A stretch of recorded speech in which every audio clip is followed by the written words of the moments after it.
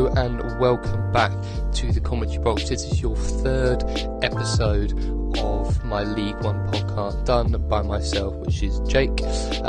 Just a little quick recap on the sort of system we have here. So every Wednesday we have our main football podcast, which means me and Sam. We talk about everything that's going on, mainly Premier League sort of stuff, but we do branch out here and there. We get interaction from polls.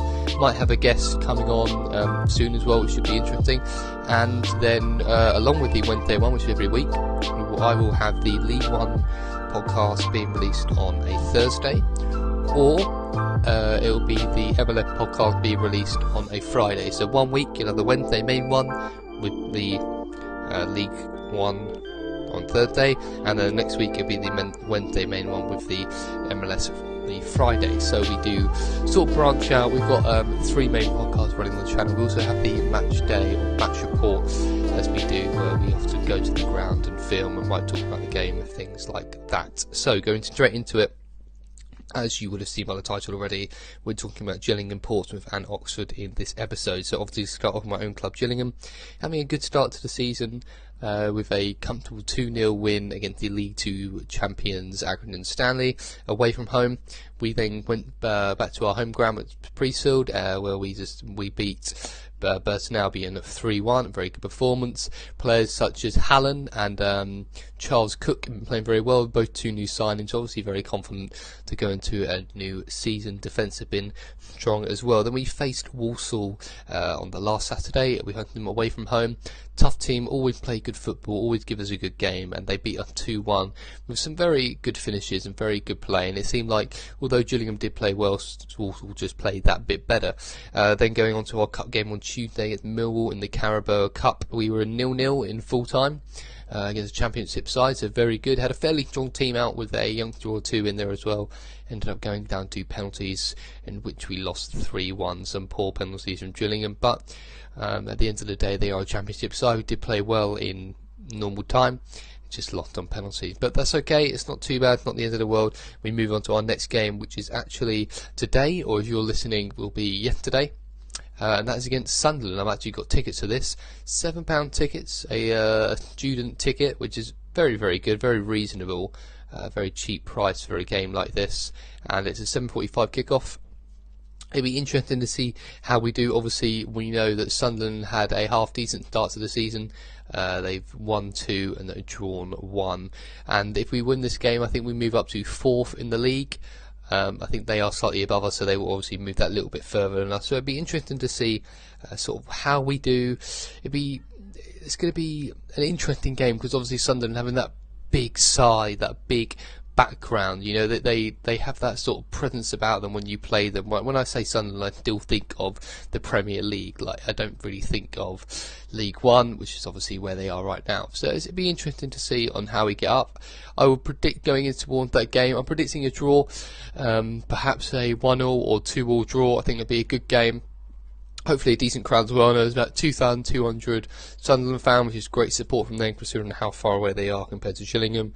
And then Gills, I think we overall in the stadium might have about 8,000 fans at the game right now. So it'd be good to see how we get on, and obviously hoping for the win. I'll be there to watch here with my friends. Now we're going to Portsmouth. And just so if you don't know already, every episode I will focus on 3 teams, look at their previous game, look at their new game coming up, look at their players, start to improve my knowledge, you know, start to become better at sort of knowing who plays for who's good, who's not, this sort of thing, just to become a better football fan in terms of League One, to make the podcast better, whether you're listening on iTunes or YouTube. So Portsmouth, they started the season with a 4-1 win against Oxford, very comfortable. Then they beat 2-1 against Blackpool. They did actually end up losing to Wimbledon 2-1 in the Cup, which would have been very disappointing for them. But they also have Bristol Rovers to play as well, so they'll be playing at the same time in Gillingham. Obviously you guys will know the result for that one now, but I don't, so it'll be interesting to see how they get on as well. They've had a pretty decent start to the league. I know they've won all their 3 games. They beat Oxford, they beat Blackpool, can't remember the last one, but I know they did get a bit of a shock loss to Wimbledon in the Cup. The Cup isn't so important, especially for a team like Portsmouth, who are going to be looking for promotion anyways, though. They've got good players like Jamal Lowe, Christian Burgess. Lowe is their striker, quite young, quite skillful, very quick feet. And he did actually score against Gillingham last time we played them when I was there to see him away from home. And Christian Burgess has been there a while. He's quite a good defender, very solid, been a consistent and key player for them throughout their season. They've also, in terms of transfer business, they've loaned Ben Thompson from Millwall, who's a young upcoming midfielder, mainly just a central midfielder, not so attacking, I think slightly more defensive if anything, but it'd be a good signing to get, and I think he'd give a bit of life into that midfield and a bit of an engine in there, which is something that they sort of lacked a little bit. They had individual players of quality, a half decent defence and keeper, but when it came to that midfield it wasn't quite as strong as you thought it could have been, especially from picking the ball up and then moving forward. So a good loan there for them. Then we go on to our last team, Oxford. Now, Oxford is actually a team that I predicted would come bottom of the league at the end of the season. They've lost all their 3 games so far, so for my sake, to make my prediction right, please hit that, Oxford. But it's a disappointing start for the season. Obviously it would be you lose your first 3 games, but not just a loss, but they got thrashed 4-0 by Barnsley. Obviously they did come down from the Championship last season. They also lost 2-0 to Coventry, and then they lost